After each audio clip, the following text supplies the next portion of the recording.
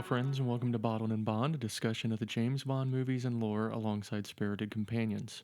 I am Mike Scott, and I have been watching James Bond movies for nearly 30 years, but never really taken a deep dive into the history and lore of this film franchise. So, alongside my friend Charlie, we are going to delve into each of the 25 Eon produced movies. During this episode, we will be enjoying a beverage that would pair nicely with the movie. Today, we will be discussing the 10th movie in the franchise, 1977's The Spy Who Loved Me. So find your cigarette case, prepare your favorite cocktail, shaken not stirred of course, and leave your hat at the door while we ponder this question. Did anybody do it better than Carly Simon? This is episode 0010, The Spy Who Loved Me.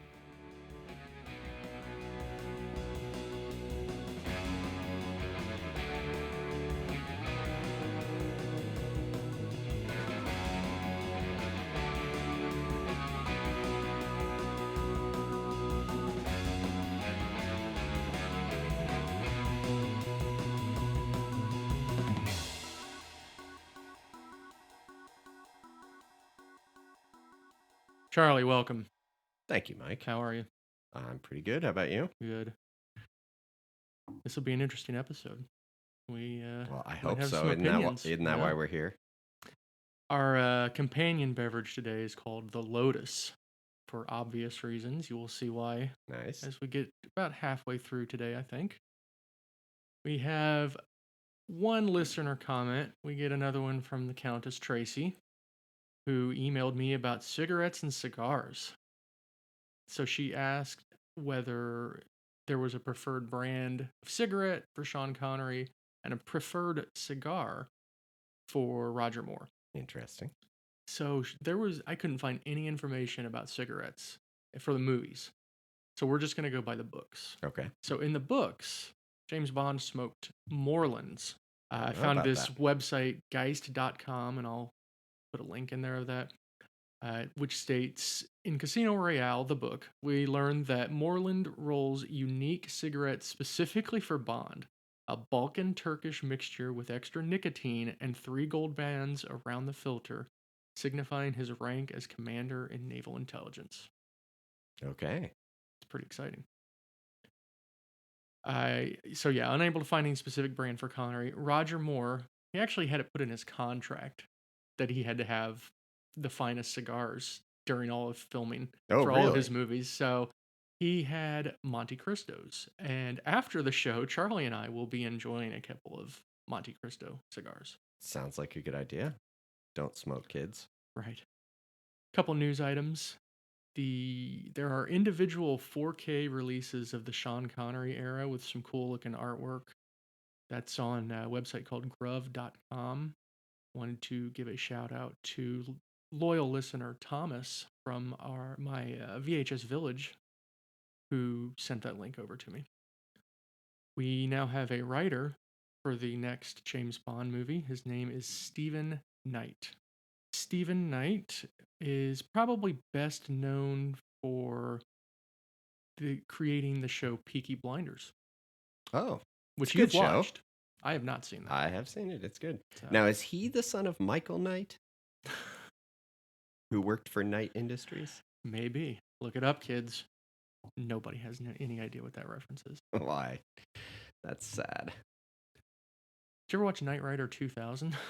Do you remember that? I didn't know it existed. Okay, I did something different with the plot summary.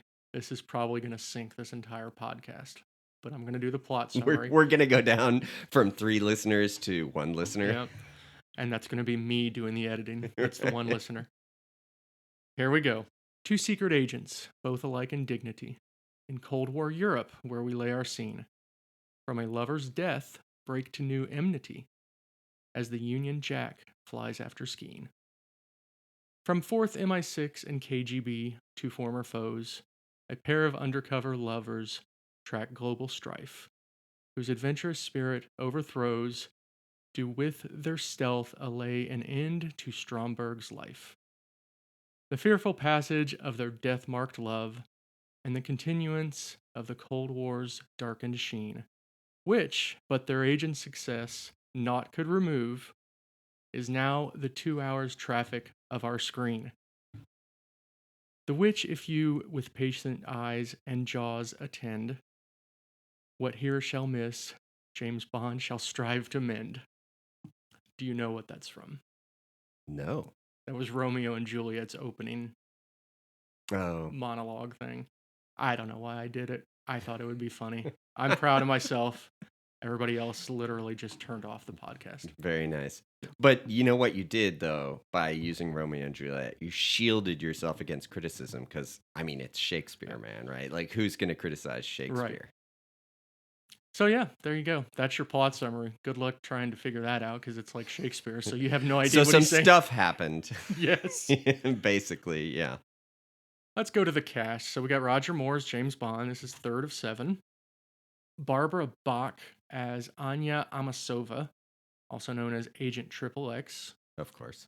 Kurt Jurgens as Carl Stromberg. Richard Keel as Jaws, first of 2 appearances.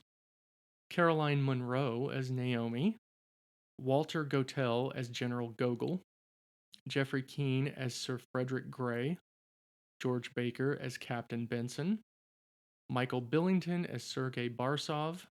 That is the boyfriend at the beginning of the movie. Oh, okay. Lois Maxwell as Moneypenny, 10th of 14 appearances. Bernard Lee as M, 10th of 11 appearances. Desmond Llewellyn as Q, 8th of 17 appearances. And Robert Brown as Admiral Hargraves. He's not in this long, but I wanted to point him out because he is going to be the next M after Bernard Lee. Oh, really? Yes. Okay. But that's going to be in a while, I assume. Not too much longer. Oh, okay. You got one more Bernard Lee movie. This was directed by Lewis Gilbert, second of 3. Screenplay by Christopher Wood and Richard Maybaum. Music by Marvin Hamlish. Cinematography by Claude Renoir. This is the nephew of a famous French director, Jean Renoir, who I've seen one of his movies called Rules of the Game. Okay. He's the grandson of the very famous painter, Renoir. Yeah. He And did some good stuff. yeah, he did. Yeah. Production design by Ken Adam. This is the 6th of his 7. Theme song, Nobody Does It Better by Carly Simon. I mean, it's so Iconic. good. It's so good. And I remember it being popular because I'm old. And this was when music was on AM radio, not FM radio. And I remember hearing it, and it was very, very popular at the time. And what a good song. I believe I've read that it was her second biggest hit ever. I think You're So Vain charted higher. I could see that. This was composed by Marvin Hamlish with lyrics by Carol Bayer Sager. Movie was premiered July 7th, 1977 at the Odeon Leicester Square. Premiered in the UK July 20th, 1977. Limited release in the US July 13th, 1977. And wide release in the US August 3rd, 1977. Adjusted for inflation, the budget was $54.8 million. Still very reasonable number. Worldwide box office $853 million, also adjusted for inflation. That is 7th of the 25 Bond movies, so it did pretty good. Yeah. Any history with this one? Do you remember seeing this one in the theater? You're what, like 10 at this point? Yeah, I don't think I saw it in the theater, but man, do I remember the car. Oh my gosh, did we love that car. We'll get there. I'm excited to talk about the car. Yep. Let's go on to the scene-by-scene breakdown. So we start off with the there's a British submarine, and its power gets knocked out and it disappears. We have the same thing happens with the Soviet submarine.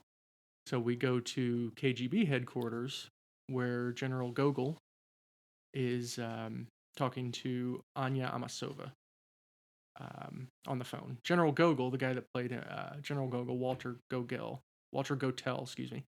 He was in From Russia with Love as the main Spectre guy, Morzani. He was the one on the boat at the end that was trying to track him down, where Bond drops out those barrels and blows him up.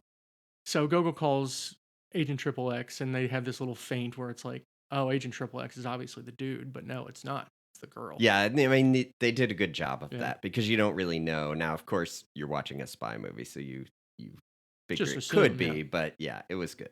That was good. The male spy that she's sleeping with, her lover, was a guy by the name of Michael Billington, and he had actually been considered for the role of James Bond at one point. Wow. So now we see M talking to Moneypenny, trying to figure out where Bond is because they need him in on this submarine disappearance also. And she tells him he's in Austria. M with the great line, well, tell him to pull out. Immediately. Subtle, subtle. Pull out immediately, I know. So Bond's in Austria. We get Slap and Tickle #1. I don't even know that they said her name in that little... I don't think so, no. Little cabin. Now, do you remember how they tell Bond? Oh, yeah, he's got a little digital watch that has a teletype. Is it teletype? Well, like teletype, yeah, but it's got a tape that comes out of it. Now, I ask you, Mike, we're going to start real early with Charlie Ruins the Movie. Here we go. How much tape do you think could fit in a small watch like that? I don't know. How big of a message could you possibly get in a tiny little watch? But I imagine in 1977, seeing a digital watch would have been, that because people didn't have them. What was it? Live and Let Die, where we saw one that wasn't digital. It was that other type that had like a more digital looking display. Well, it was digital, and that one was you had to push the button and the red lights would come on. It was like LED, okay? And those were the first kind, but they used so much power you couldn't do it. Right. This one was an LCD. Yeah. That actually you could, when they got to LCD, you could keep it on the screen all the time because it doesn't take a lot of power to run that display, but it's only kind of that gray thing. But still, seeing the tape come out, all I could think was, how much tape and a little reel could you possibly fit in this thing? Plus the mechanism.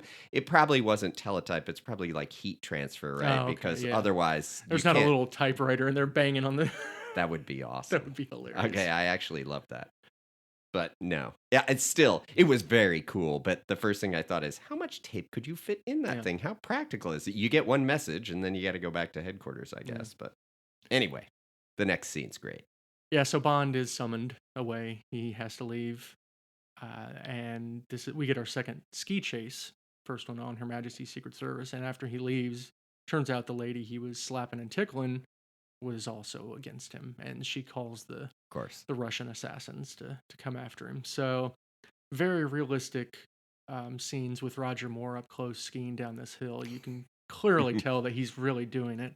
It is. Well, of course, you can't really film someone's face up close when they're skiing. Even if he was a good enough skier to ski there, which only professionals probably can. That did not look like your average ski slope. But you still couldn't possibly film someone's expressions up close while they're skiing. It's a really good ski scene, though. It's as good as on Her Majesty's Secret Service. He takes out a couple of the assassins. It turns out one of them was the guy that was in bed with Triple X earlier in the movie. I think we were supposed to notice that because he's the only guy they show his face. Up at the top of the mountain, they show it, and then they show it before he gets shot by Bond with the cool ski pole gun. Yes, where he's going backwards and he shoots. Yeah, and the little trigger pops out of the ski pole and he shoots him. Great gadget. It is. Right, there are some good gadgets in this one. The watch is good. That's pretty good. Yes, it's good. Bond gets away, and we can see that he's approaching this big cliff. So what does he do? He goes off the cliff, and it takes... And he dies, and it's done. And it's over. It takes a long time for that to finish. Like, between him falling and then he the falls chute opening. A long time, and it made me wonder how tall that cliff was, because, that was a real stunt that they did. And I believe they filmed that somewhere up in, the Arctic Circle. Yeah, I think in Canada. Yeah. And he was on Rosignol skis, for anyone who wants to know. Did you see, the little rooster on the tips of his skis? Not. They actually made a point of showing the tips of the skis, which made me wonder if it was, a product placement. But those were Rosignol skis, which I used to have some of. Of course you did. Yeah. This is how the other half lives with Charlie. So we get the parachute open up, and it's the Union Jack, and then the Bond music plays. Which, that's super iconic, and I definitely remember that scene. I did read that it cost about $250,000 to shoot this scene. The stuntman was they said this in the commentary, he was a Jewish guy from, I think, New York, named Rick Sylvester, that he just always wanted to do crazy stunts and stuff. So it was really cool. They pulled it off great. If you notice, when the chute opens, one of the skis actually hits the chute, so it could have been a disaster. That is very dangerous. Yes. I noticed he did take the skis off first, and they were flying. The thought was probably they'll catch the wind and go way slower than him. But yeah, that would have been terrifying.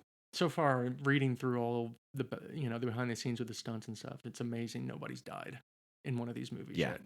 But I mean, that one looked definitely like things Yes. could have gone wrong, but it was super cool. Yeah. And now we get probably my favorite opening credits so far, with of course the Carly Simon theme song. But I love the visuals in this one. I mean, yes, You of mean the course naked you women? get all the naked Yeah, ladies, you but know, you can see a lot more you naked can. lady in this one, I feel You really like. can. Yeah, it's They they joked don't about hold how, much like, back. they had to be very careful making the movie and not having too much nudity and stuff, but apparently they didn't have that issue doing the Right. credits. Well, they don't rate the opening credits, so we Yeah. can do whatever we want. I liked the gymnastics on the barrel of the gun. Yeah. I mean, that was pretty they had very cool effects I don't on know it. why, but my favorite is when Roger Moore's running across the screen and he turns around and shoots, and then she's running across and turns around behind him, and then they do it like 3 times and it's in a silhouette. It's really cool. Yeah, and did you notice how much bouncing there was There when was a she lot does of it? There was yes, a lot I of did. bouncing. I did. It was which is probably why in real life women don't run around without clothes on when they're like, being chased Yeah. and trying to shoot people. You You notice Bond has he's got his Oh, yeah, suit he's on. You fully can tell clothed. he's fully clothed. Modern Bond, they'd both be naked, and then there'd be a lot more bouncing, and we wouldn't wanna see that. It was good opening credits though, and the song is just so good. Yeah, we'll get to that. Okay, so now we're at the KGB headquarters where Triple X is meeting with, Gogol. She was informed that her lover was killed in Austria. So we have Bond being briefed at HQ on an aircraft carrier. MI6 informs him about a possible submarine tracking system that might explain why these subs are disappearing. So Bond is sent to Egypt to investigate a lead. I do want to say I loved the map console that came out of the wall on that Yes. ship, right? When he has the picture that he's obviously rescued from somewhere, gotten, and it shows that whoever it was knew the course of the submarine. But the map console that comes out of the wall to push the buttons and show the submarine was great. It was. It was very cool. Now we get to see our main villain for the first time, Stromberg, at his lair called Atlantis. So this is actor Kurt Jurgens, like I said earlier. This guy spoke and acted in 5 languages. So he was Oh, never out of wow. work. Yeah, very talented guy. So we have these 2 scientists that are there. Stromberg's thanking them for all their hard work on this tracking system. Well, he's at dinner with his, I guess, Yeah. girlfriend at a table that's like 30 feet long, Yes, it and is. she's down at the other end. As they're about to leave, he reveals that there's a traitor, and he sends well, I should say he sends the girlfriend out, and then reveals to the scientist that there's a traitor. Yeah. And turns out that she was the traitor, and she was, I guess, she sold the microfilm or was, giving away the secrets or something. Well, it's good because I don't know about you, but Becky and I both, when we see these 2 guys, sheepish looking scientist guys come in the room, we're like, oh, these guys are dead. Yes, Right. So, of of course. course, even then, when he talks about the traitor, you think that it's going to be one of them or Yeah, he's just going to kill them. yeah. And then it turns out he kills the girl.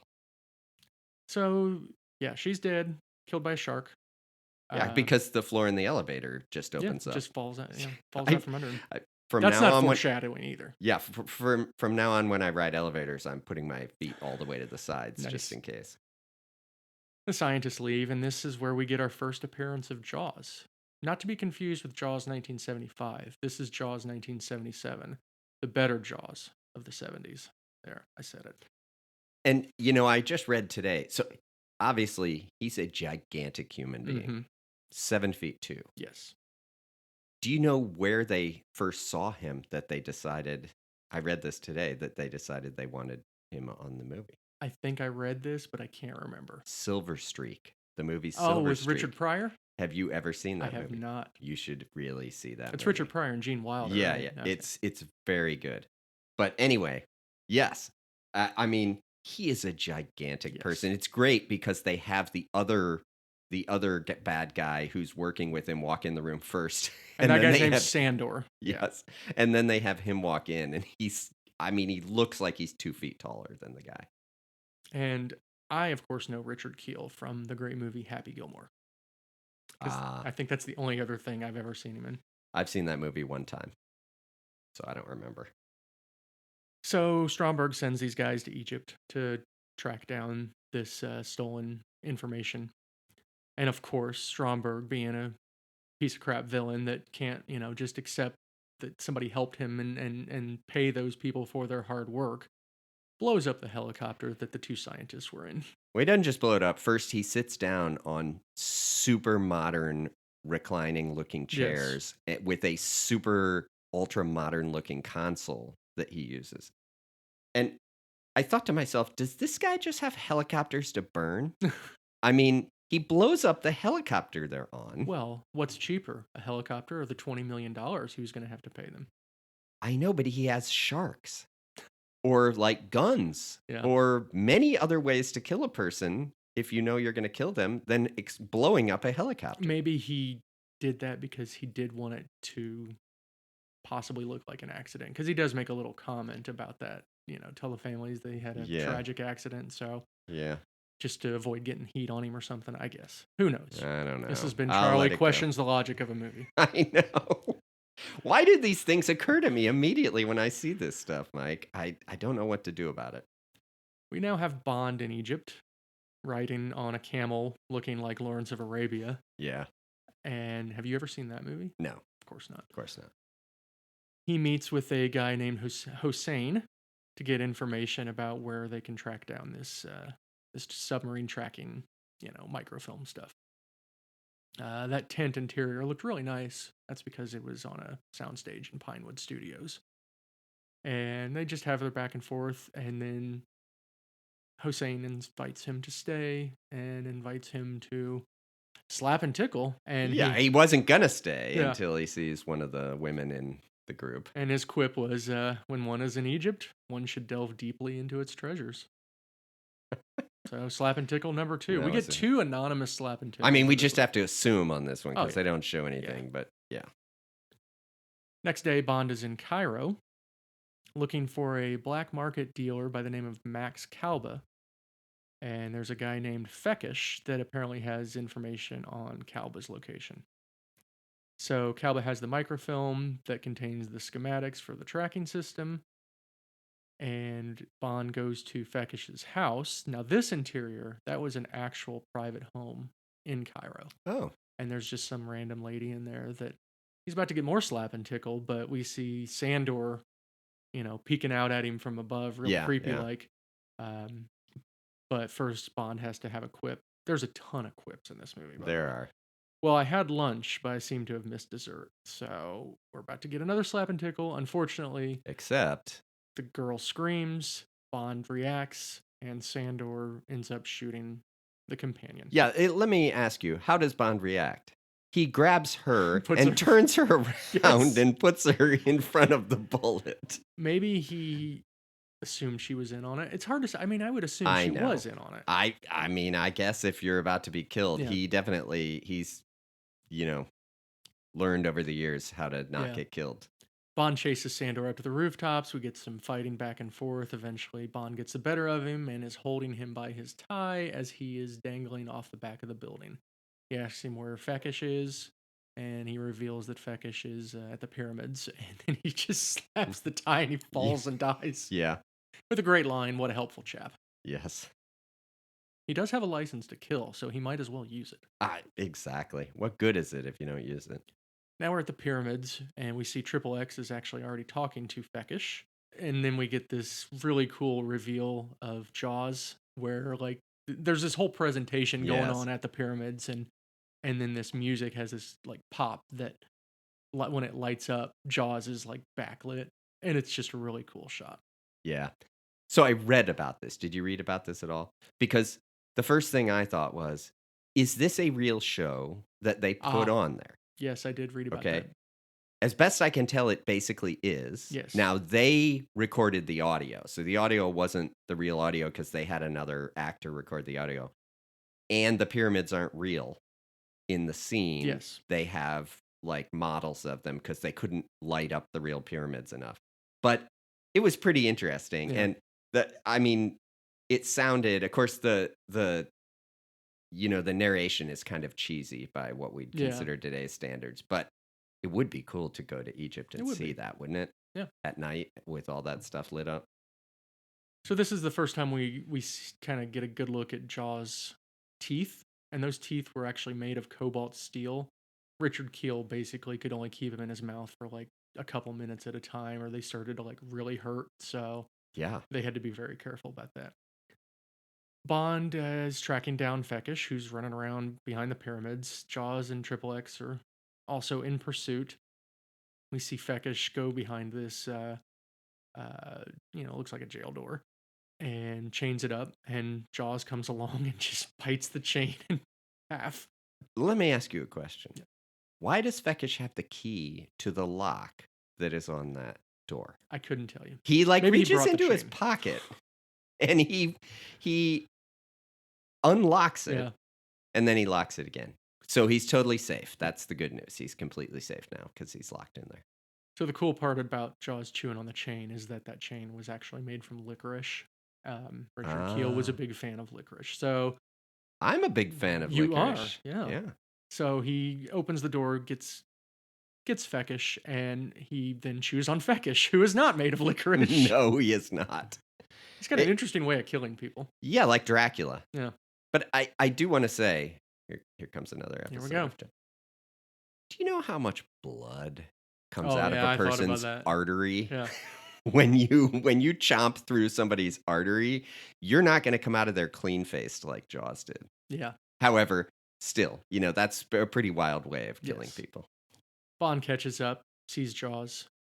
The lights go out. Jaws disappears. Very stealthy move by Jaws for him to just all of a sudden disappear like that from Bond. Yeah. And then Bond finds Feckish dead, but there is a clue as to where Max Kalba may be located, the guy that actually has the schematic. So Bond encounters Anya, Triple X, following the same trail. She asks where Feckish is. Bond says with the Pharaohs. There's a brief little fight with a couple of Anya's henchmen, Bodyguards, sidekicks, something. Yeah, something. They will not be on the sidekick list. No, we don't have any. They don't do. They don't do very well. One. So now we're at Max Kalba's club, which looked very cool. After Bond says, "I hope you enjoyed the show." Oh, I forgot that one. Yeah, that was a good one. So at Max Kalba's club, Bond and Anya are chatting. They know each other's drinks. This is where we get a reference to On Her Majesty's Secret Service, where Anya mentions Tracy and her death, and Bond doesn't want to talk about She it. says you were married once. He shuts her down pretty quick. Yeah, he obviously is still touchy about that. Bond eventually finds Max Kalba. Well, and what is her drink, Mike?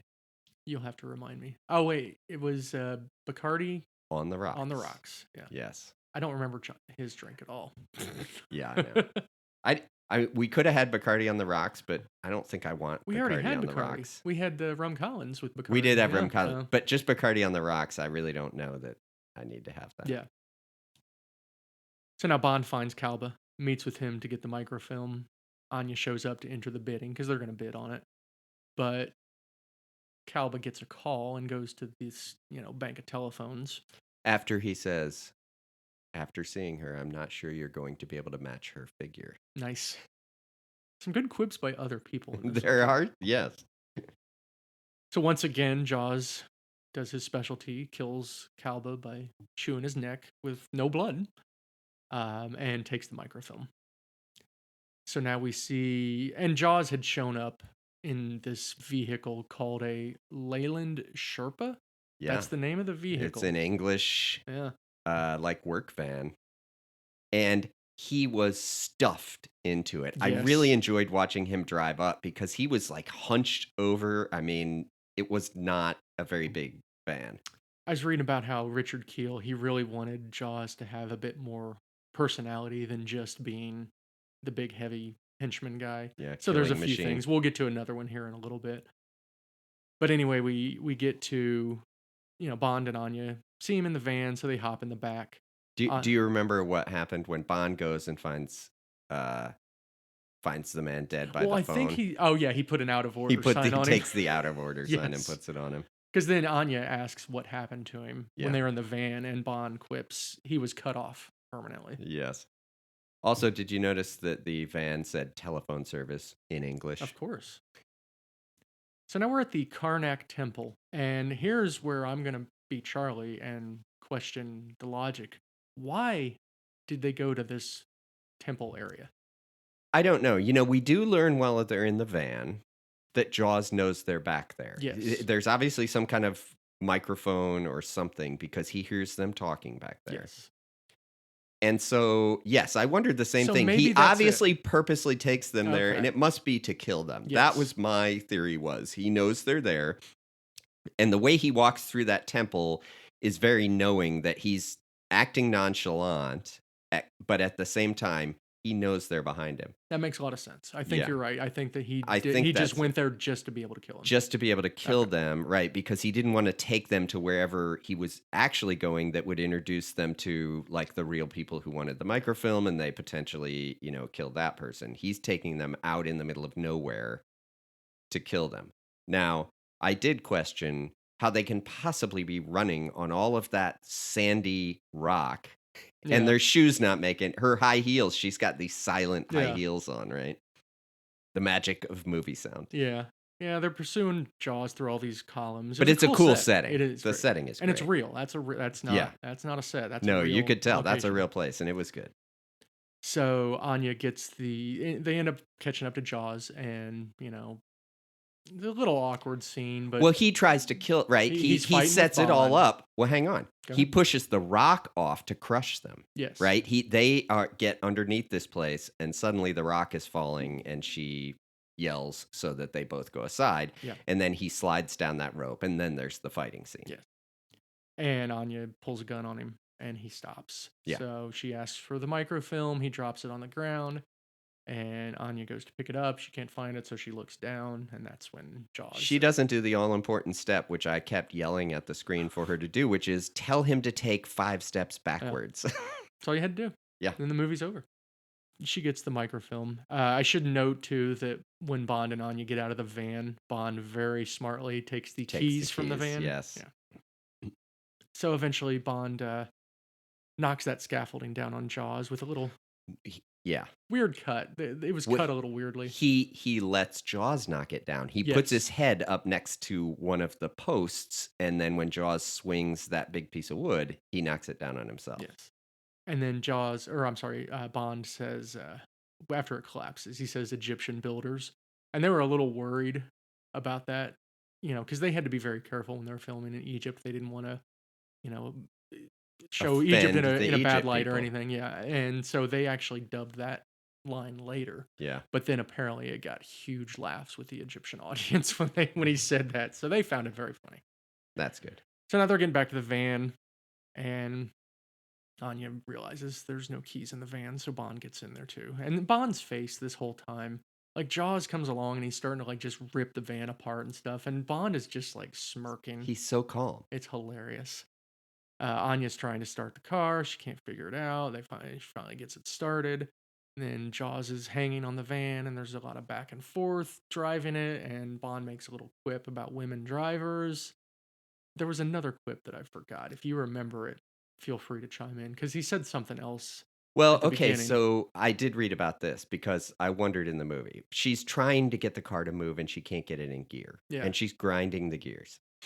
And I thought, well, I would think a Russian of this time period would know how to drive a stick shift car, right? I mean, they're not like having Cadillacs in Soviet Union at this time. But apparently Barbara Bach did not know how to drive a stick shift. And the little comments he makes are off the cuff, improv, as she's trying to drive the car and she can't get it in gear and get it to move. And he's making those little comments like, would you like me to drive? That's hilarious. Put it in reverse. It's the one with the R that makes us go backwards. I don't think we actually said this earlier, but Barbara Bach, she's actually American. So. Yeah, I wonder, one of the first things I wondered is, did they dub the voice for the Russian accent? But I got the impression that she was doing the Russian accent, which was good. I mean, it was acceptable. I thought it was good. Yeah. I mean, I guess Russians don't judge Russian accents because they don't know what it sounds like in English, right? So to me, it was a good Russian accent. Eventually, they dispatch with Jaws. Jaws, literally, that guy has like 9 lives because he's so many times should have been killed, and he definitely does not die. Well, it's a great scene with him tearing that van apart and Yeah. then lifting it up so the wheels don't go and everything. Yeah. Although I think when he initially took the roof off, he could have just reached in and grabbed her, but he does keep tearing it apart, which is great. I mean, it made me wonder what they made the van out of, but it was Yeah, I good. just read that it was like tearaway. It Yeah. was tearaway stuff. But So it was good. yeah. Bond and Anya are driving off, and there's this weird music. I couldn't find exactly what it was, but it sounded like some British military music of some sort while they're driving off, and the van looks like it's about to fall apart. Yeah, so would you like to hear what my wife said? Well, and they're driving off and there are a lot of bumps because they're Yes. driving through the desert. But my wife quipped, "That sounds like dorky circus music." It really did. It was not great. I should say, back when we had Jaws on the vehicle and she like backed him into the wall, she did say "shaken, not stirred." I thought that was That funny. was good. So they get out of the car or get out of the van because it's dead. They walk to the river, and this is mid-movie Bond on a boat on Denial, Yeah. which in this movie is just a river in Egypt. Yes. We get another gadget here, portable microfilm viewer. This one was pretty cool. That Just was he put, very yeah, cool. he put the microfilm in there, and it lit up, kind of like a microfiche kind of looking thing almost. Yeah, and they came up with good sound effects for it, right? Of it switching scenes on the thing, right? Yes. Switching slides. It was pretty cool. So Anya and Bond are kind of, flirting back and forth with each other. Looks like we may get a slap and tickle on the boat, but then Anya pulls out a cigarette and blows smoke in Bond's face, and it knocks him out. Good acting by Roger Moore there. His face was great. I loved his face he Yeah. made when he got knocked out. It was good. There were a lot of good facial Yeah. expressions in this movie in general. But was he I mean, there were 2 Egyptian guys on that boat. Did he really think something was gonna happen with, like, 2 Egyptian guys We'll never know. standing right there? He wakes up the next morning at the docks without the microfilm, asks around if anybody saw the woman leave. Eventually, he goes to headquarters at some ruins. Yeah. We get an automatic door, of course. Of course, these ruins have an automatic door that he can Well, walk in. so why do the English have a headquarters in Egypt? Was Egypt at one time I'm an pretty English sure. colony? Yes, I'm pretty Was sure it? England Okay. was. For all of our English listeners or British listeners, if you would like to write in and let us know. Man, was everyone a British colony at some point? Yes, I pretty mean, much. we were. Man, those guys. The sun doesn't set on the British Empire. I know. It was a cool headquarters, though. And what I loved is he opens the door and goes in with a very cool sliding door. Mm-hmm. But Moneypenny is just sitting there at a table. Like, she works on submarines. Yep. She works on the tilted ship. Yep. She goes everywhere and just sits at a table waiting for people to come in. But it was terrific. And there's a hat stand still, a Yes. coat stand. And she says, "Must have been quite a party." To which he replies, "Boring, Moneypenny. As a matter of fact, I dropped off." So many quips. So Bond walks in, and the first person he sees once he goes into the next room is Gogol, the head of the KGB. And Triple X walks up next to Gogol. So now he doesn't know what the heck's going on. But then M walks into the room, tells Bond that the British and the Russians will be working together. Yeah, not just Gogol, but Gogol with all the telephones that were on his desk in Russia that he course. brought with him Of to course. the British base. Well, you got to call all those different stations. You got to have that red phone just in case. So now we're at Q's lab. They're trying to figure, because they want to figure out if they can get any more information out of this microfilm, because they Right. said that it didn't really. It had the good parts hidden, Yeah. basically. So we see some tea tray thing that goes sliding down the. It was like magnetic. It was great. It was one right? of the maglev like they Yeah. do with like the really fast roller coaster Yeah. things or whatever. And later in this movie is kind of something like that. Yeah, and it was there are some great ones as they walk through this room, and that thing just goes and chops the head off of the person sitting down there. And you get the And little. then, do you remember seat. what Q says? I don't. He's like, "I want that ready for so and so's tea party." To the Nice. assistant. Yeah, there's some great ones in here. Got some more trampoline kind of thing that shoots somebody not very high up into the air, but Yeah, Becky did not like the boing sound effect when that happened, though. She thought that was a little cheesy. kind of like the slide whistle. Yeah. But still, I liked all these gadgets. So they put the microfilm on a overhead projector. Kids, an overhead projector was this thing that you would put a piece of paper on, and the light would hit it, and it would go up on a wall and make it look bigger. Mike, I'm going to correct you right here. Okay. So if you had paper, you needed an opaque projector, which would see a overhead projector would usually have clear slides that you can write on and put things on, right? And you could copy onto one that was clear. But an opaque projector could take like a piece of paper and see that something that's opaque would be underneath it, and it somehow lit it, reflected up, and then went through the lens. Frankly, I don't know which one this I think this is was, a new segment. This is the segment called "You Can Tell Charlie's Way Older Than Mike." Do you want to hear about the mimeograph? So we're looking at this, and Bond notices this little blemish to the right of the actual, the main stuff, and it says oratory, and Bond says oratory is something, church related, and even Q is like, and maybe that's a mitre that's on. Yes. But no, it's actually the laboratory for Stromberg. Yeah, Triple X notices it's a fish. Yeah. By the way, we get to see the full fish logo later. I really like the fish logo. You like the fish logo? I do like the fish logo. Yeah. Get a t-shirt of it. I would totally do that. So Bond says that laboratory is in, I forget which city he says. Corsica? I think he says Corsica. I think so, yeah. And then Triple X corrects him and says, actually, it's in Sardinia. Yeah, the little back and forth, trying to one-up each other, spy one-upsmanship.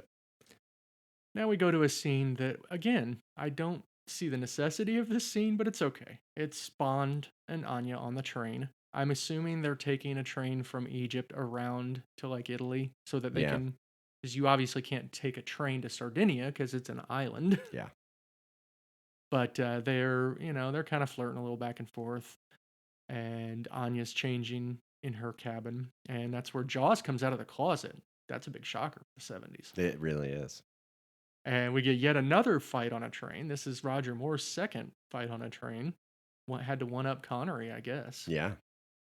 Pretty cool fight. It's a good fight. It is. And so well, he knocks her out, I guess, right? Yeah. She's trying to fight him, and he knocks her out, and she's lying on the bed. But Bond hears it, and he comes finally, over there and fights him. Yeah. And the where he has Bond up against the wall with his hand on his head. Yeah. It's just insane how gigantic his hand is. He is a very large human being. But then we have these scenes where like Jaws is pushing him up against the ceiling. Yeah. Richard Kiel was not a super strong guy. So that like Roger Moore, they had like wires and stuff that they were pulling him up when they were doing holding another person. Yes. Well, the other thing is, in real life, you could be strong, but if the other person is flailing and trying to get away, trying to hold a person up who is trying to move their balance so that you can't hold them up, I mean, that would be tough. Yes. But it's still a good fight scene because it emphasizes how big he is. There are lots of, I won't get into them. There are lots of strength issues in this. In fact, one in this where he takes that board and he puts it in his teeth and like chews a piece off. Yes. There are lots of things where just because your teeth are made of metal, you would not necessarily to be able to bite through a chain because that would require your jaw to be unbelievably strong. I thought I already told you the chain's made from licorice. In Egypt, they use licorice for their chains. And he does lift the van up at one point. But anyway, it's great he's still just a spectacularly good villain, right? The strength thing just plays into how menacing he is. Eventually, Bond gets him in a position to kick him out the window, just like with Teehee and Live and Let Die. They kind of had the same fates.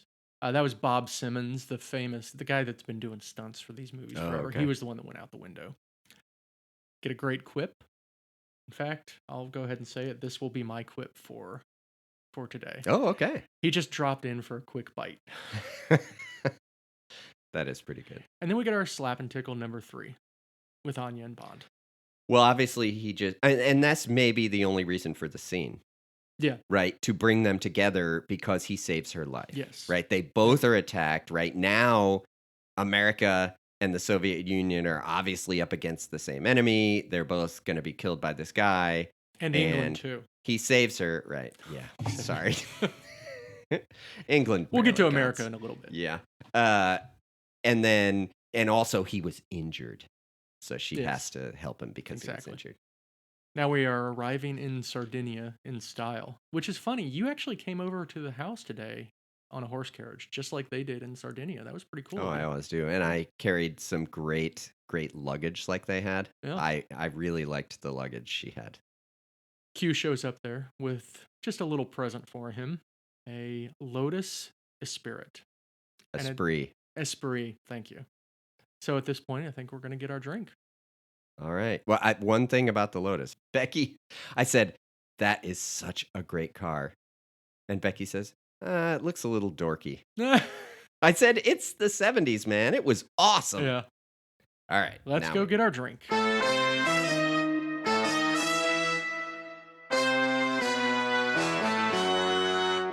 We are back with our drink, the Lotus. From our official bartender, the Countess Tracy. So this Lotus it's a pretty simple drink. It's got 1.5 ounces of Hendrick's gin. It's got 3/4 of an ounce of Domaine du Canton, which is a ginger liqueur. Which I've never had before. And it's got 2 ounces of club soda and some sliced cucumber. Do you know where this ginger liqueur comes from? Is it from France? Okay. It's I guess I should have known from the name. Just like the Coneheads. All right. Oh my gosh. I forgot they always said they were from France. Oh, that explains everything. All right, kids, look that up. You ready? Yes, Cheers. Cheers. Boy, that's nice and refreshing. It is refreshing. On a nice warm summer day, but it's not too hot out. We're going to have some more of these tonight, I think. I think so. Well, the cucumber really adds an interesting taste to it. So I guess if you like the cucumber water, right? People like that taste of cucumber. It's good. I'm going to give a thumbs up on that one. Good stuff. Maybe at the end of this whole podcast, we'll rank all the drinks. That's a good idea. I hope you've kept track of them. So Q brings out this Lotus Esprit? Esprit.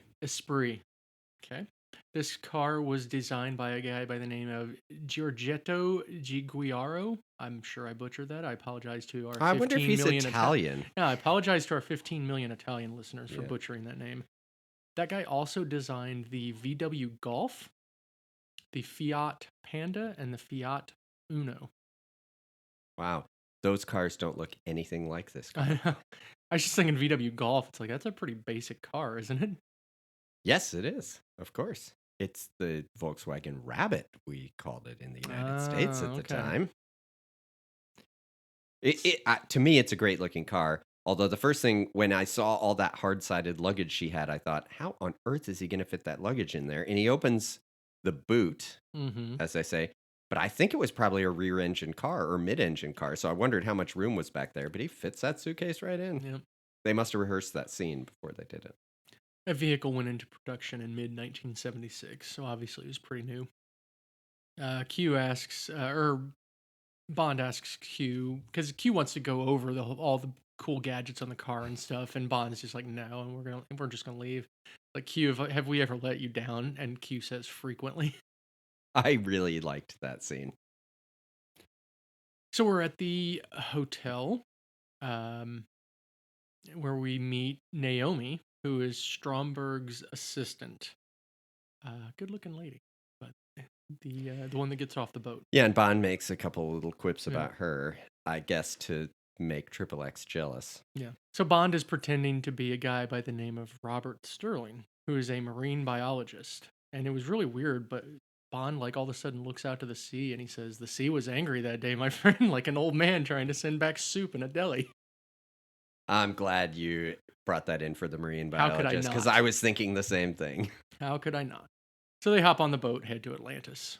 Not the cool, Bahamas casino, but Stromberg's weird-looking spider lair thing. By the way, his lair is very cool. It is cool. And have you seen the pictures of the actual prop they used for that lair? Wasn't it 4 feet tall or something? It was bigger than that. Yeah. It was taller than the men who were around it. It was very cool looking. You obviously know that they didn't make a full life-size gigantic thing to come out of the ocean. But for what they did, it it's pretty cool place that he has there. We get some random henchmen. I think this movie may have more henchmen than any other one. We'll see. There are a lot of henchmen. So this was something that I didn't really think about. I paused it when we were watching it with the family the other night. I had to pause it. And it just happened to pause where Stromberg's hand is on the screen. Did you notice that his hand was webbed? Like there was webbing? I only noticed after I read about it. Okay. I did not notice. Now, the one thing I read said that people in the theater, because the screen was so big, definitely noticed it. But I certainly did not notice it before I read about it. But that obviously was why, because I didn't understand that he doesn't want to shake hands things. I thought maybe it was like Howie Mandel, where he's worried about germs, but he, has the webbed hands. So now we're in Stromberg's office, and we get all these, windows to the outside, and we see Bond looks out and he sees a disembodied hand, and that's clearly the traitor from earlier, or what's left of her. Yeah, it's probably a bad sign. Yeah. When you're in somebody's office and there's a severed hand outside their office. And we get a cool cameo from Jaws 1975. He's on the screen there just swimming around. Stromberg, while Bond's there, Stromberg sends Jaws, the 1977 Jaws, after Bond and Anya because I should go back. Bond and Anya, they have this chatter back and forth and stuff, and as usual, Bond's not fooling anybody. Stromberg knows exactly who he is. So, but he does quiz him on a certain fish, which he does. I would have said that's a lionfish, but he uses the scientific name. And so the funny thing is, I think Stromberg is kind of like impressed by that one little thing, even though we know he knows who he is and everything. And then they go out and they're taking the tour of the ship and they see that super cool tanker model. Oh, yeah, the La Paris. Yeah. Yep. So Stromberg sends Jaws after Bond and Anya because, the cover didn't work. So this is a very fun scene. We get 3 different chases with 3 different types of vehicles. Yeah. So Bond and Anya are driving the Lotus, and the first one is a motorcycle with a sidecar which is always cool anyway, but then the sidecar, happens to be a missile. Obviously. So the motorcycle shoots the missile, it hits a semi-truck, and it ends up causing the motorcycle to crash and go off the side. It was a great explosion, but it wasn't just a truck, it was a truck full of chickens. Yes, because we get a quip after the motorcycle goes off the side where Bond says, all those feathers, and he still can't fly. Yes, because the motorcycle guy's covered in feathers. It was a good explosion. It was. Yeah. So now Jaws is in pursuit. I thought this would have been a great spot to put the Jaws theme song, but whatever. Yeah, right. He's riding shotgun in a Ford Taunus Ghia, which is the European version of the Cortina. You familiar with the Cortina? I am not familiar with the Cortina, yeah. Eventually, they get the better of that car too, and the car gets sent off the cliff, and it goes vertically down into somebody's house. That was great. That was great. And of course, Jaws gets out of the house. And obviously, everyone else in the car is dead, and Jaws just walks out. Strains his tie, walks off. So now we get our third one, the helicopter chase with Naomi. And a lot of, back and forth on that when she's trying to shoot him and everything. And then Bond takes the Lotus off the dock right into the water. It takes, when you're going out to fly a helicopter for the day to chase people down, you got to make sure to apply all your makeup and wear a very low-cut flight suit. Mm-hmm.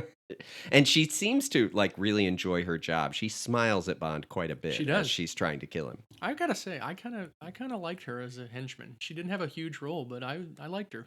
Yeah. Not just because she was good looking. I thought she was a cool henchman. Yeah. They dubbed so the Lotus goes under the water, and then of course we get this cool transformation where it turns into a submarine kind of thing. Okay, did you notice how scared Triple X was when it was going in the water? Yes. They called it Wet Nelly in honor of Little Nelly from You Only Live Twice. That's what they called. The helicopter that they had. Lotus. You Only Live Twice. Yes. That little mini helicopter he had. So the crew called the Lotus, when it transformed, they called it the Wet Nelly. I like it. They really made one of these. It was a functioning little submarine thing. So they took the shell of the Lotus. Yeah. And converted it. It was this company called Perry Submarines in the United States. Cost about $450,000 in today's money to do that. I saw some pictures of them filming underwater because they had the full-size ones. They also had some Yes. miniatures, and they had different ones that had different features because apparently making a car where the wheels go in and fins come out and it actually has propellers and it can go in the water in real life is quite difficult. So they Yes. had different ones with different features, but it's still cool even to see the pictures of how they filmed it, right? I mean, that Right. just is awesome. I have a little quote I wanted to read about all this with everything with this Lotus and everything. So all the underwater stuff was filmed down in Nassau, Bahamas. So they Because the said, water's so clear down there, I'm yes. sure. In Nassau, the special effects unit floated models of Atlantis and Bond's submersible Lotus out to sea on a barge to film in clear water. One of the crew members said, remember the sequence when the wheels go up inside? That had to be one car. Then the wheel arch filled in to make it aerodynamic. That had to be another car. And then we used another car for the fins coming out. So they Mm. had 3 different cars in order to, make this look cool. And it looks very cool. It looks very cool. Well, it's a cool car to begin with, right? And it's an English-made car. I guess we didn't mention that, right? The It's a Lotus, British yeah. car. And Because now Ford eventually bought Lotus. Because my father-in-law was I think they asking did about at it. one point, but Yeah. then I think they sold them because Ford bought a whole bunch of I think they bought Volvo and a bunch of other companies, and then when that was cool, and then they divested of them. But Mhm. Lotus is still a great car company. Yeah. Bond's tracking the helicopter. And of course there's a missile launcher from They can in go the straight Lotus. up, yeah. Goes straight up, takes out Naomi. And even the though he didn't helicopter. listen to Q's instructions, he amazingly still knows Yes. how to use all these features.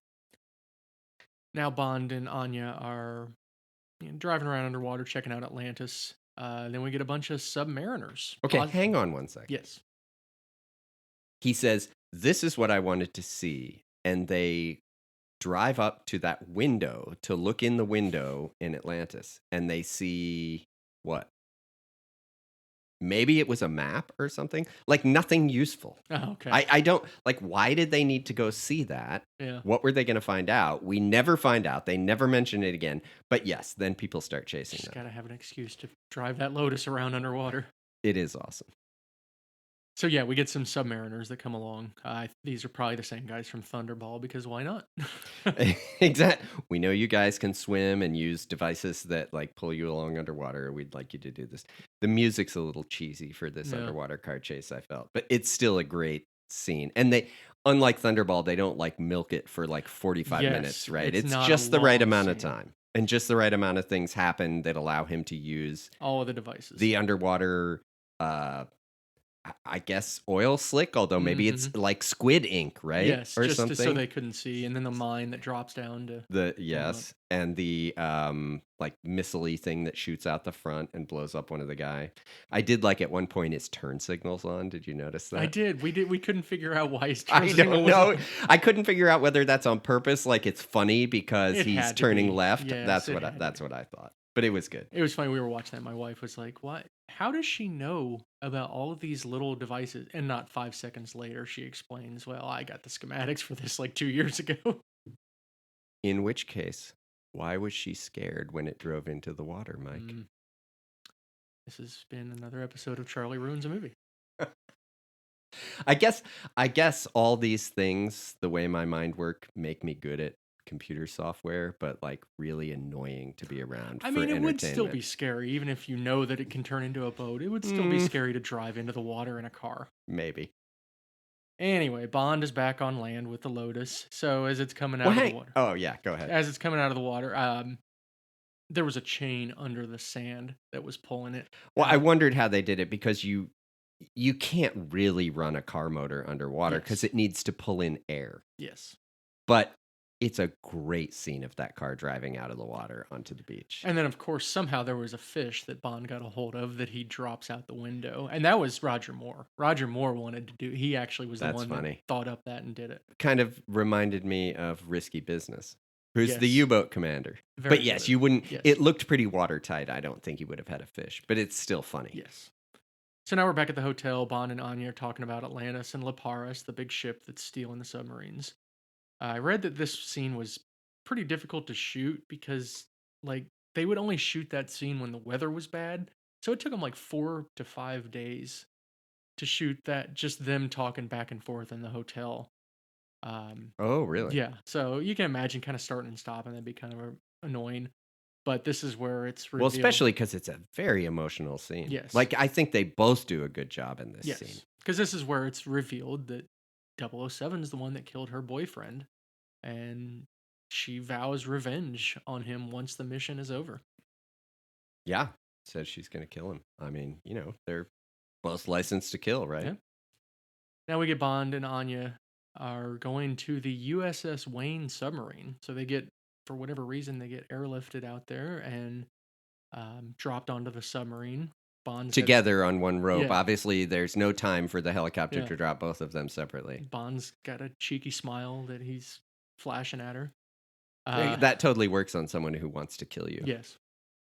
So we meet the captain of the ship, and they go inside. He realizes that she's a woman, and they get changed because you got to look your best. Well, the thing I noticed was it's like if you're going on the submarine with all these sailors, you got to bring your military outfit to make sure they know you're Yes, not just some guy. They're both military people. She's a right. major and he's a commander, which apparently is right under captain because I looked it up.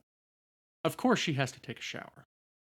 She's very dirty Yes. from getting dropped down in there. So she's in the captain of the ship's shower, and a sailor comes in, and the captain sees her, and we get a little side boob action uh, in this one. And the captain goes, "What's the matter, sailor? You never seen a major taking a shower before?" That's pretty funny. It was a great That line. guy, the guy that plays the captain, which I forget which name. I think I said his name earlier. He obviously he was American, but he did a lot of stuff in Britain as an Oh. American. So he was So cast a maybe lot. they knew Yeah, him, he was right? cast a lot as the American guy. I believe he was also in Diamonds Are Forever. Oh, okay. Yeah. Well, what I liked was this is the beginning of like where obviously he plays a role in this movie from here on out. And maybe they felt like after the whole uh Sheriff Pepper Pepper. thing, J.W. Pepper, yeah. JW Pepper, they needed Americans in this who didn't look like complete idiots. Yes.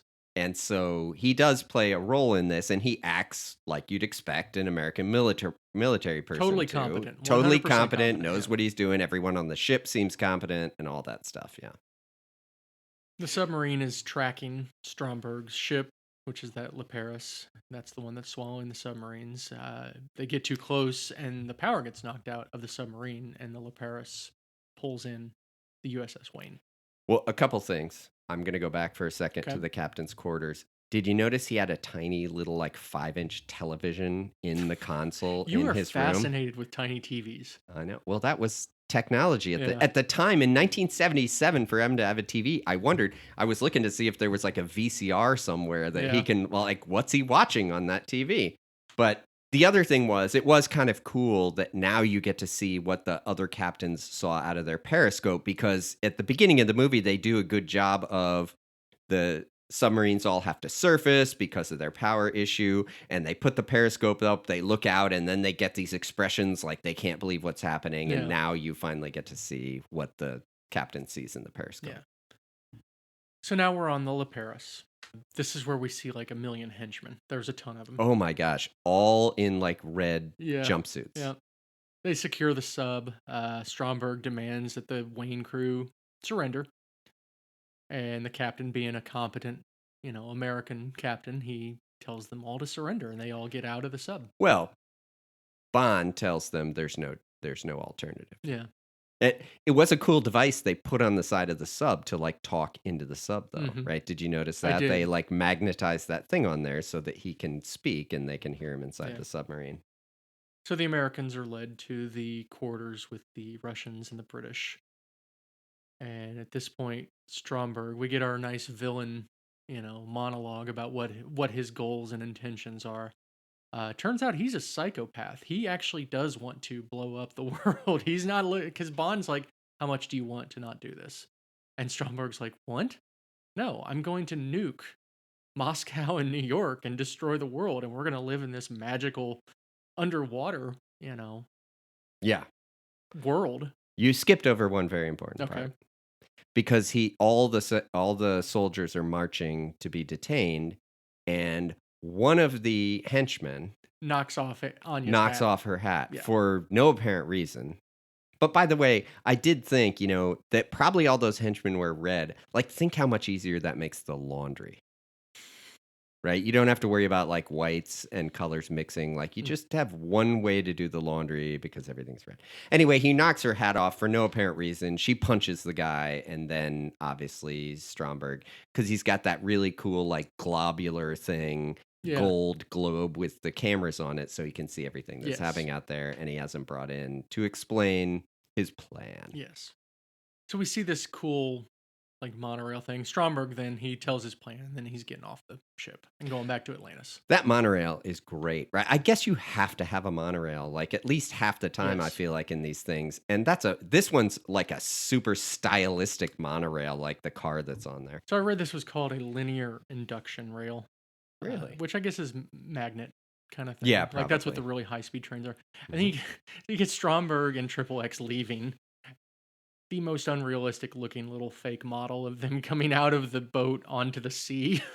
You could see how fake it was. But it is a cool thought. It is a cool Like thought. it just shoots right outside of the ship, Yeah. and then the outer casing comes off, and it turns into a boat, and they drive to the thing. Yes. Like it's a great idea Yes. of the most, the most really like ridiculous way, expensive and completely unnecessary way to launch a boat from Yeah. the ship. So now Bond is there with all the crews and decides to, or he's going to lead a revolt.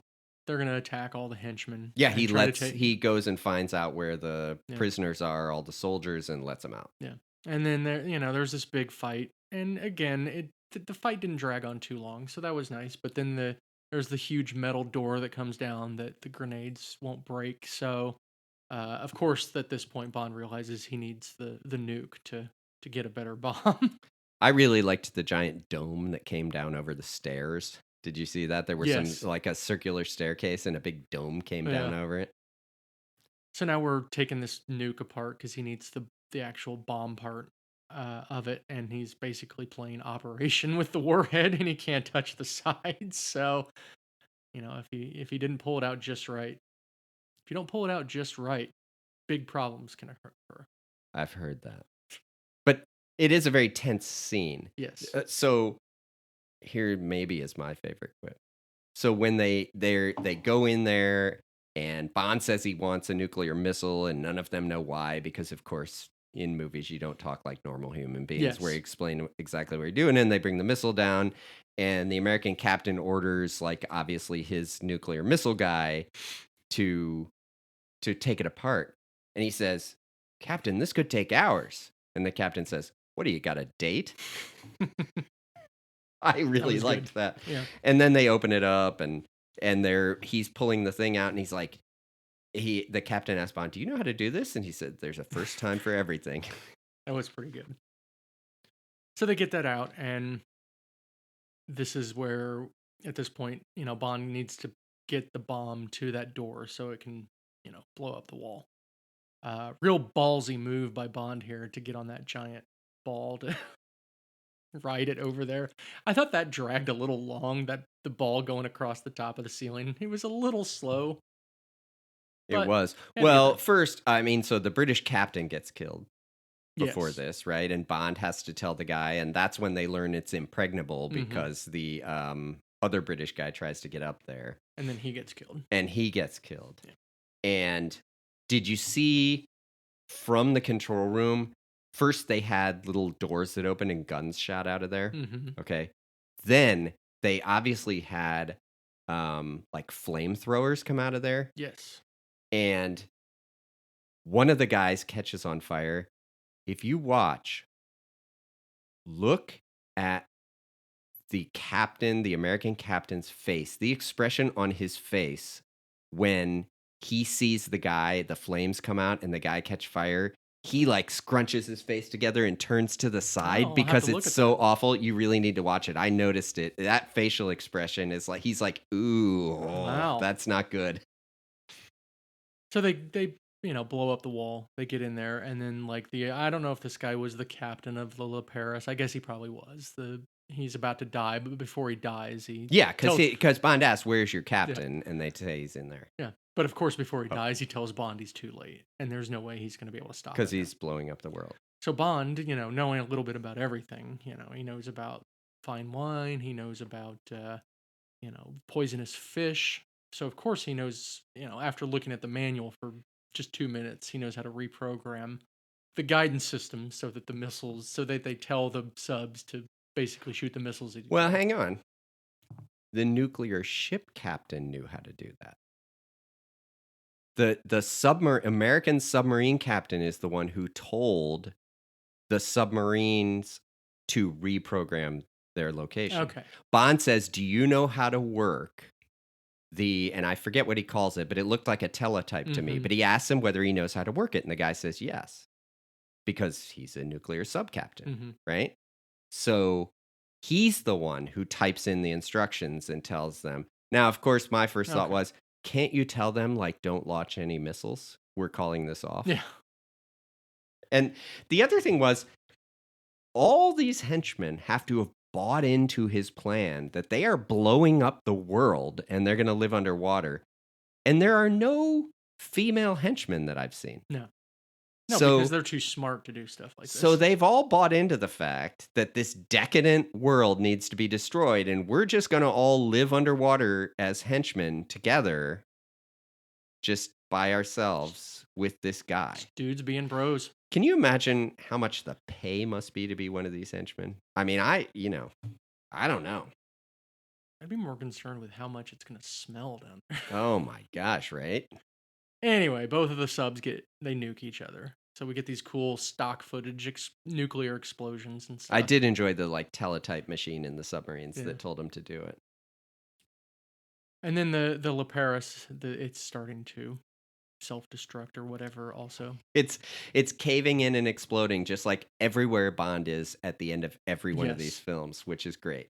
Fortunately, all the crew that's still alive are able to get onto the USS Wayne, and they're going to try to find Atlantis.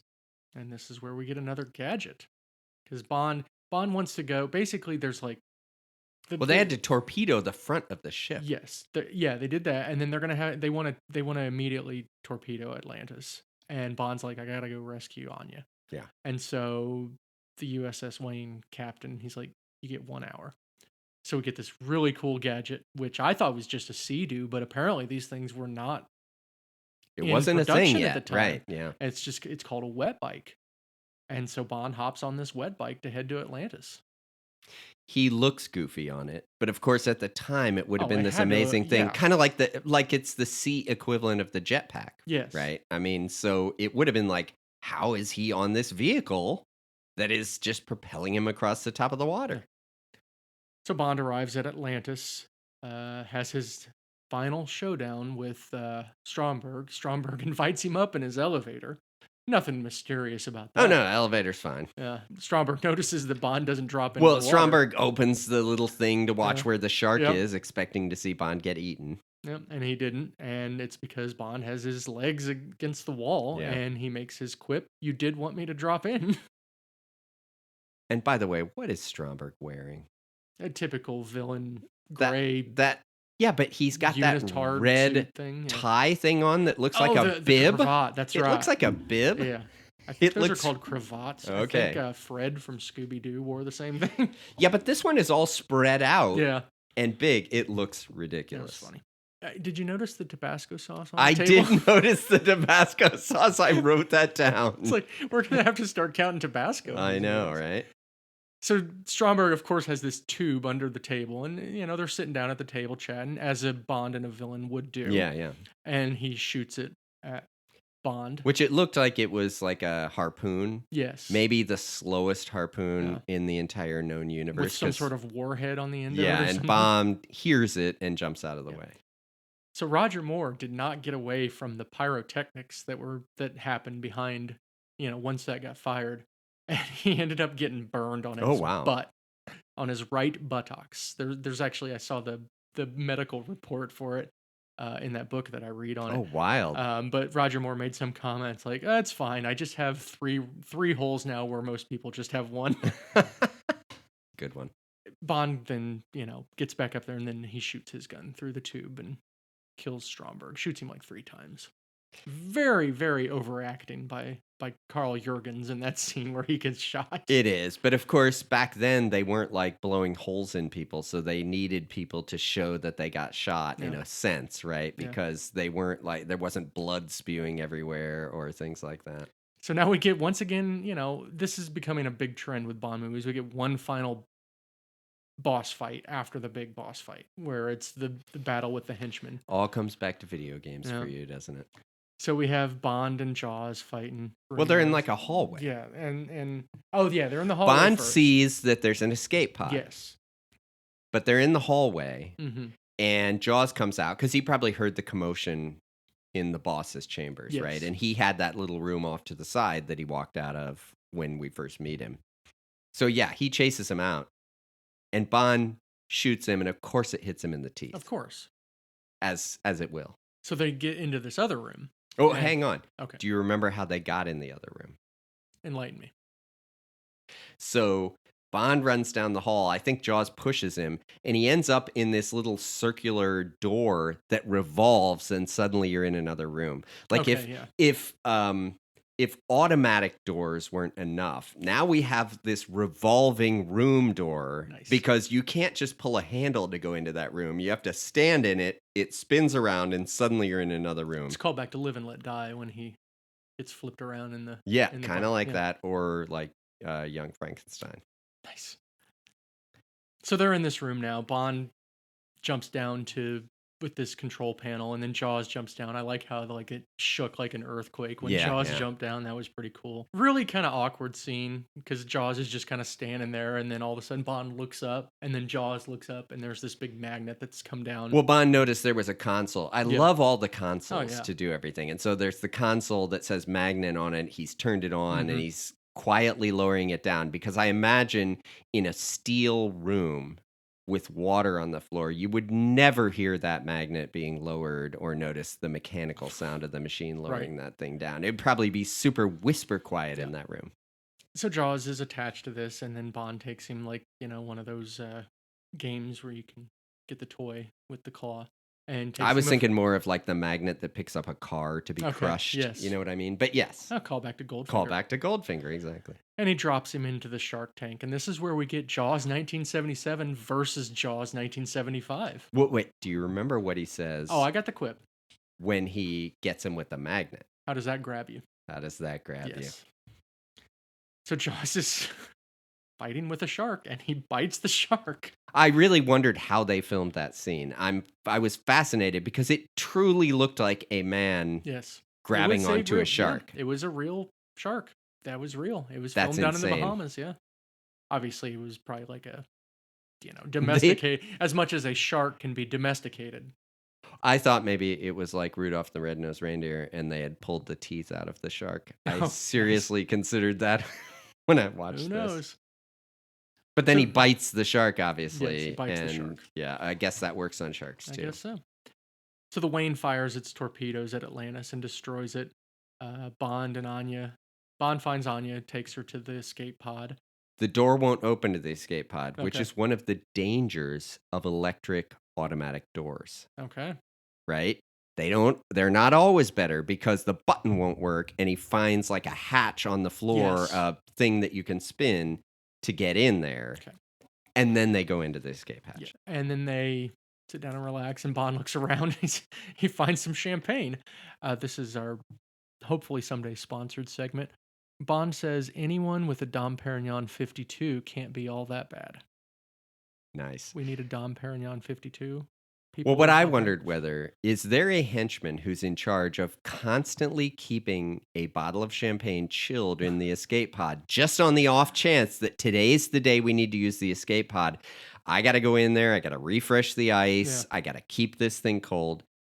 And by the way, did that escape pod remind you of anything? This is another segment of Charlie shows how much older he is than Mike. to me, other than the color, it reminded me of the bottle of Genie's bottle in I Dream of Jeannie, which is Oh, all pillows and couches, okay. right? So they drop in there, and it's just like a pillow bed, right? Okay. Or couch or whatever it is, right? And the stuff's on there. And it's obviously a little round thing, right? Yeah. And so to me, I thought immediately of the bottom of Genie's bottle in I Dream of I Jeannie. can very vaguely picture that. I may be seeing 2 episodes of that show. Yeah, yeah. Go watch it and Who do you'll you like see. better, Dick York or Dick Sargent? That's Bewitched, Oh, my whoops. friend. My gosh. This has been another segment of Charlie's way older than Mike. Exactly. You got to watch both of those now. They're both great shows. Okay. So now Anya is threatening to shoot Bond. Bond pops the cork in the Dom Perignon, and Which surprises him very much because he thinks he's about to get yes, killed. but somehow his charms win out, and Anya forgives him because I mean, how could you really?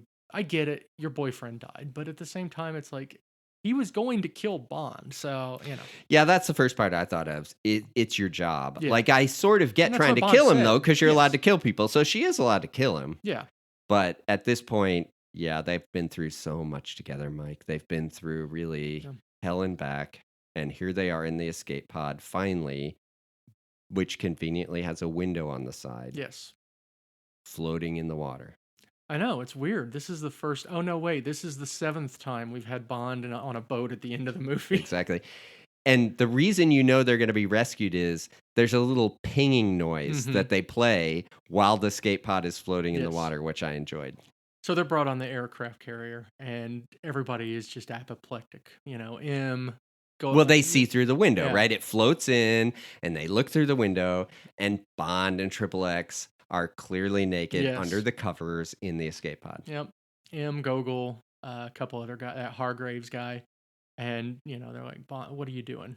And Bond, his last quip of the movie, keeping the British end up, sir. The end. It's great. Except for the fact. The weird music at the end. There's weird music. But this is the last episode of this episode of Charlie Ruins the Movie. How can they hear each other through the hull of the escape pod? When they speak in normal voices, how does Bond hear what they say, and how do they hear what he says out of there? Maybe they put one of those things on it like they did. No, I watched several times. They don't put a thing on the side. Why are we doing these? You're just ruining all of them. I know. But that's it. That's the movie. I got a lot of trivialities on this one. Oh, good.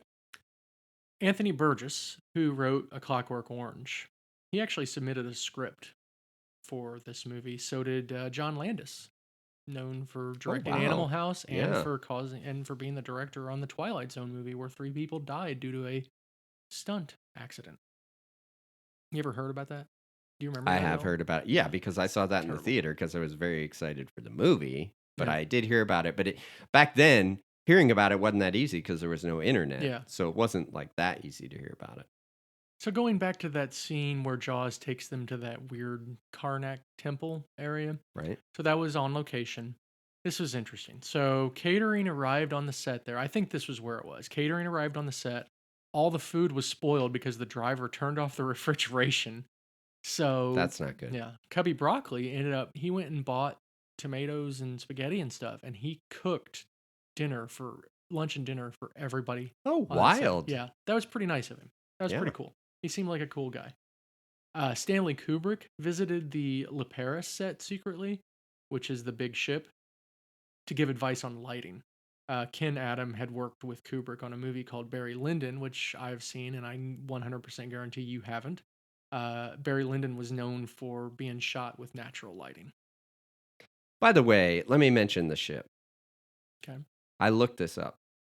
The ship, so when you watch the ship, right, just like the underwater layer, you're watching the ship and you're thinking, could they really have a full-size ship and a full-size submarine with the bow that opens up? And I read they built a model for that ship. But the model ship was 60 feet long. Yeah. So an actual person could be in the ship driving it, and an actual motor could push it. I mean, 60 feet long is like longer than most people's house, right? I mean, that's a big boat. And it was pretty good because while I was watching it, of course, you know me, I'm trying to figure out how fake this ship Yeah. is. But they did a great job of making that ship look real. And that's a big ship. There are pictures on the internet of like a human being standing on the deck of Yeah. this ship. So Ken Adam, the production designer, he was talking about this, and it's like because of how they wanted to try the submarines weren't full size, No. but they were like 60%. Yeah, I So mean, they they were were pretty big big. enough that So yeah. basically they built all of the interior and then they built the ship around it so that Okay. they would make sure it would Make sure fit. the sub Yeah. could fit in Yep. there, yeah. So But those really looked good in the movie. They did a great job on the effects on it. random little tidbit. I was listening to the commentary for this one. Michael G. Wilson, who is the stepson of Cubby Broccoli, and up until very recently was a big part of, Eon producing the Bond movies and Mhm. everything. He sounds just like Jeff Goldblum. Oh, Just wow. listen to an interview of him; it's crazy. That's amazing. Anyone could sound Yeah. like that. Harry Saltzman, as we had mentioned, um, that the last movie was the last one with him. He was in financial trouble, so he ended up selling his interest in this franchise to a company called United Artists, and they became co-producers. The United Artists was a company that was co-founded back in the 20s by Charlie Chaplin. Oh, wow. Yeah. Isn't it amazing to think of people who have made like Harry Saltzman, who have made so much money that Hmm. we couldn't even dream about, and then they find themselves in Yeah. financial trouble. He It's he hard had to some imagine big. as a regular person how that Yeah, there happens. was some like outstanding loan to like some Swiss bank or something that Yeah. he had Well, to. I mean, in that, you're making big movies that cost a ton of money, and Yeah. you somehow the movie doesn't turn out, but it's still, you're like, okay, if I'm a normal person and suddenly I end up with millions of dollars, like, I'm just going to call it quits right now. I'm good. Yeah, I'm okay. I I'm not going agree. to get in financial trouble. We don't normally talk about awards, but for this one, I wanted to mention them. This movie actually had 3 Oscar nominations. It did not win any.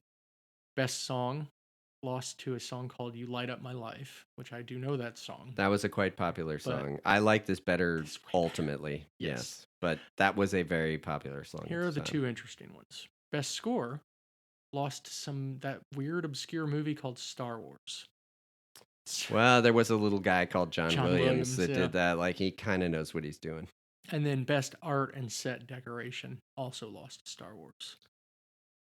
I You can can't see argue. that because Star Wars was, I mean, they made sets with things you've never seen in your life and they dreamt them up Yeah. and they did them. But I did think that, I mean, the control room in this movie and Yes. the inside of the ship and the submarines and all those things were really good. And when you're inside the control room in this one in the big ship, you see the giant logo Mhm. of the The guy, fish. yeah, of the fish behind him when he's sitting in like his master commander chair in Yeah. there. I like the logo. Yeah. Now that you mentioned getting a t-shirt of it, I have to I think you figure out should. whether that's possible. I'm sure you'll be able to.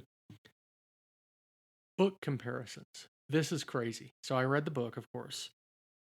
There's literally 2 things in common. The name and James Bond being in them. Wow. The book is about this French Canadian who is taking a road trip to America, and she stops at this hotel, and the hotel is owned by a mobster, and he's got his henchmen that are coming out there, and they're going to blow up the hotel, blame it on her to collect the insurance money.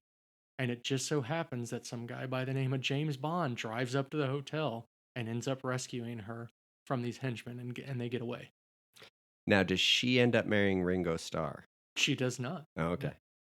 Well, that is fascinating. Yeah. So it's nothing like it. Like, I Absolutely mean, the nothing. title is Yeah. basically it. And it's from her perspective, which Oh, Ian interesting. Fleming writing from a woman's perspective, not the most impressive thing in the world. We'll just say that. Probably Yeah. not, based on how the women are in the Yeah. book. Well, that's interesting. So the people who did the screenplay basically just made it up. Yeah. And they did a good job. They did. Ian Fleming specifically requested that no plot elements from this book ever be used in a movie. And I can understand why, because it really is completely different. Yeah. But who knows, someday we might see some version of it. All right, final thoughts and rating. Just a couple things I liked first. Loved Jaws. Jaws is awesome. The sets were awesome. The locations were awesome. I loved the Lotus and, of course, the song. Really, the only thing I didn't like, I thought Stromberg was kind of a weak villain. and I thought the final confrontation with Bond was a little It's anticlimactic. over in like Yes. 5 seconds. Yes. Like nothing happened. But having said that, I'm still giving it 5 stars. Oh, I give it 5 stars. I mean, there was nothing not to like in this movie, right? Things move along. There are great gadgets. Um, as much as Triple X is a Bond girl, but she's also her own person. She's a spy, right? She's just as crafty as he is. Yeah. Although the scene where they're at that temple and they're looking for Jaws and they back into each other and he aims the gun at her and she does the karate chop move like she's about to karate chop him is kind of goofy.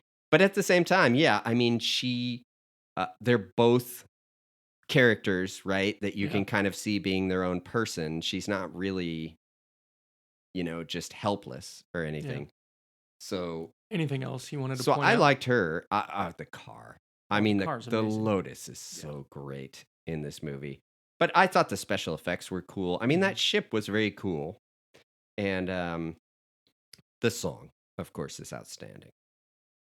So yeah, the final confrontation was weak, right? That was probably the weakest point of the movie. Now, granted, I guess at that point they thought we need to move this along and get things done. And I guess Stromberg in general, like personally, isn't that he's got that one trick up his sleeve, right? Yeah. His plan to destroy the entire world is already done. Yeah. And so he thinks that he's going to kill Bond this one final way, but his harpoon is the slowest harpoon. I'd love to time it and see how slow it's going for Bond to jump out of the way of it, because I would imagine in real life, I mean, you shoot a BB gun. Yeah.